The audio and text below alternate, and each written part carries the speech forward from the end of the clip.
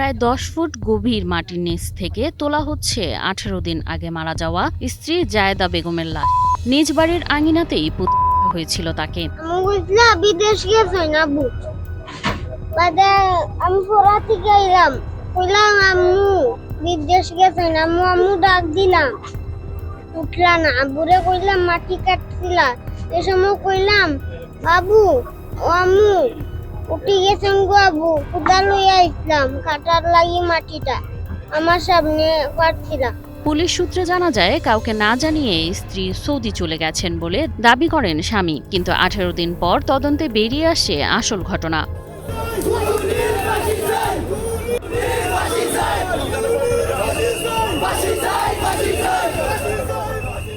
মৌলভীবাজার রাজনগরের করিমপুর চা বাগান এলাকায় নিজ বাড়ির আঙিনায় প্রায় ১০ ফুট গভীর মাটির নিচ থেকে উদ্ধার করা হয়েছে জায়েদা বেগমের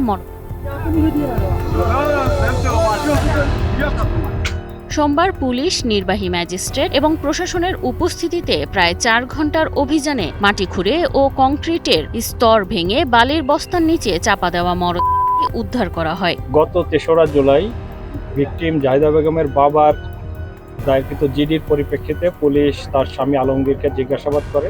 প্রথমে সে বলে যে তার ওয়াইফ বিদেশে চলে গেছে, কিন্তু পুলিশের সন্দেহ হলে তাকে ব্যাপক জিজ্ঞাসাবাদ করা হয় এবং পরবর্তীতে সে স্বীকার করে যে তার ওয়াইফকে মেরে ফেলেছে এবং সে কোথায় লাশ তার বাড়ির উঠানেই লাশ দাফন করেছে। দাফন বলতে পুঁতে রেখেছে। পরবর্তীতে আমরা এক্সিকিউটিভ ম্যাজিস্ট্রেটকে সাথে নিয়ে তাকে তার দেখানো মতেই তার জায়গা যেখানে দেখিয়ে দিচ্ছে সেখানে আমরা মাটি খুঁড়ে লাশটা উদ্ধার করেছি। পুলিশ জানায় তদন্তে অসঙ্গতি ধরা পড়লে আলমগীরকে জিজ্ঞাসাবাদ করা হয়। জিজ্ঞাসাবাদে তিনি স্ত্রীকে হত্যার কথা স্বীকার করেন এবং গোপন করার স্থান দেখিয়ে দেন। যে অভিযোগের প্রেক্ষিতে সরাসরি আসামিকে নিয়ে এখানে আনলাম। আনার পর আমি জিজ্ঞেস করছি তাকে যে তুমি লাশ পুঁতে কোথায় রাখছো, সেগুলো যা পুঁতে রাখছে দেখাতে পারবো কিনা, সেগুলো দেখাতে পারবো।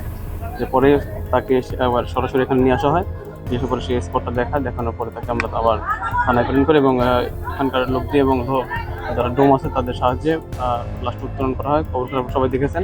উত্তোলন করার পর এখন সুরতাল রিপোর্ট করতেছে, এটার রিপোর্ট দেওয়া হবে। রিপোর্ট করার পরে আবার এখান থেকে কবর উত্তোলন লাশ হচ্ছে, সেটার রিপোর্ট আমি জেলা ম্যাজিস্ট্রেট স্যারের কাছে পাঠাবো। তার দেওয়া তথ্যের ভিত্তিতেই নিজ বাড়ির আঙিনা থেকে উদ্ধার করা হয়। পুলিশ আরও জানায় ঘটনার প্রকৃত কারণ উদ্ঘাটনে তদন্ত চলছে এবং আইনি প্রক্রিয়া অব্যাহত রয়েছে। এই খুনের পিছনে আসলে মোটিভ কি ছিল, কেন এই হত্যা করা হয়েছে এখন পর্যন্ত আমরা জানতে পারিনি। তবে আমরা ধারণা করছি যে এটা দাম্পত্য কলহ থেকেই হতে পারে। এমন ঘটনা আগে কখনো দেখেনি এলাকাবাসী। উক্ত ঘটনার সুষ্ঠু বিচার চান তারা।